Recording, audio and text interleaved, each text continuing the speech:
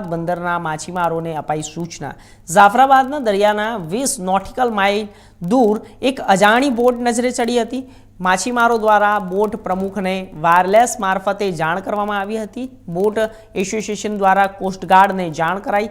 Coast guard દ્વારા helicopter સાથે તપાસ શરૂ કરી માછીમારો અને દરિયાઓને ખેડવાની ફિશરીઝ વિભાગે સૂચના આપી હતી। બોટ માલિકોને તાત્કાલિક અસરથી દરિયામાંથી બોટો પરત લાવવાના આદેશ કરાયા હતા। દરિયાઈ સીમા સુરક્ષાને લઈને તંત્ર દ્વારા નિર્ણય કરાયો હતો। જાફરાબાદ અને ચાચમબંદર અને ધારબંદર સહિતના બોટ માલિકોને સૂચના અપાઈ હતી। જાફરાબાદ દરિયાના 20 નોટિકલ માઇલ દૂર નજરે પડેલી શંકાસ્પદ બોટની તસવીર સામે આવી હતી। જાફરાબાદના ધારાસભ્ય હીરાભાઈ સોલંકી વાયરલેસ મારફતે માછીમારો સાથે વાત કરી હતી। દરિયાઈ સુરક્ષાને લઈને ધ્યાનમાં રાખીને ધારાસભ્ય હીરા સોલંકી જાફરાબાદ દરિયા કિનારે પહોંચ્યા હતા અને હીરા સોલંકીએ માછીમારો સાથેથી વાયરલેસ વિગતો મેળવી અને તંત્ર દ્વારા સુરક્ષામાં વધારો કરાયો છે। અજાણી બોટ કોની છે તે અંગે પણ કોસ્ટગાર્ડ દ્વારા તપાસના ધમધમાટ શરૂ થયા છે।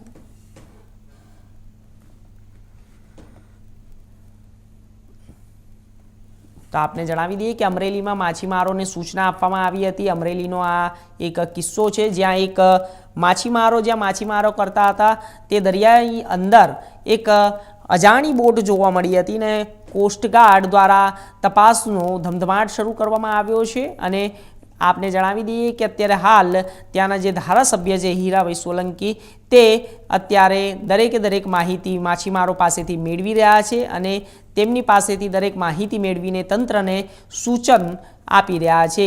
એનું કારણ એ છે કે અત્યારે જે ભારત અને પાકિસ્તાનના જે તણાવો વધી ગયા હતા તેને ધ્યાનમાં રાખીને દેશની જે પણ સરહદ સુરક્ષા છે અને જે દરિયાઈ કિનારાઓના વિસ્તાર છે તે દરેક સરહદો ઉપર અત્યારે હાલ ચાંપતો બંદોબસ્ત ગોઠવવામાં પણ આવતો હોય છે અને તે દરમિયાન કોઈ અનિચ્છનીય બનાવ ન બને તે માટે દરિયાઈ માછીમારો જો અજાણી કોઈ વ્યક્તિ કે બોટ દેખાય તો તેની પણ જાણ કરવા તંત્રને તેમને તાકીદે જણાવ્યું હતું। તો આ સાથે જ તંત્ર દ્વારા સુરક્ષામાં વધારો પણ કરાયો છે। કોસ્ટગાર્ડ દ્વારા તપાસના ધમધમાટ શરૂ કરાયા છે।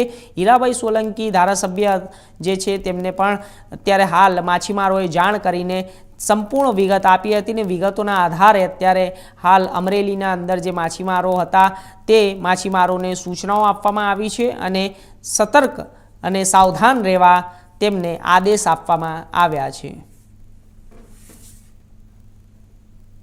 આપનું નામ સાહેબ? કનૈયાલાલ સોલંકી।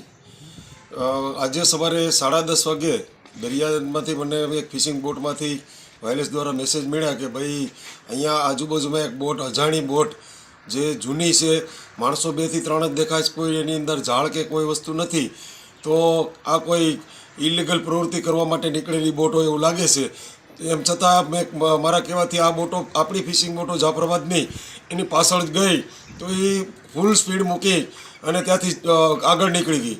એટલે તાત્કાલિક મેં પછી કોસ્ટગાર્ડને મરીન પોલીસ સ્ટેશનને જાણ કરી કે ભાઈ આવી એક બોટ અજાણી બોટ છે અને બહુ જૂની પુરાણી બોટ છે, એટલે આમાં કંઈક શંકા હોય એવું લાગે છે, તો તમે તાત્કાલિક કોસ્ટગાર્ડ મોકલી અને એને પકડો।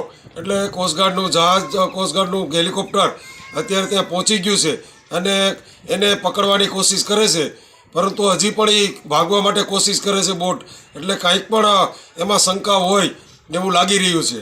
સરકારશ્રીને મારી નમ્ર વિનંતી છે કે આ અત્યારે જે બોટોને પરત બોલાવવા માટે ટોકન બંધ કરવામાં આવ્યા છે, જો દરિયાની અંદર ફિશિંગ બોટો હોય તો આવી કોઈ પ્રવૃત્તિ થાય, આવી કોઈ બોટો દેખાય તો એની જાણ થાય। બોટો બંદરની અંદર હોય તો આવી પ્રવૃત્તિનો કોઈ ખ્યાલ ના આવે, એટલે સરકારશ્રીને વિનંતી છે કે બોટો ફિશિંગ બોટોના ટોકન ચાલુ કરે, અમારે આવી નમ્ર વિનંતી છે।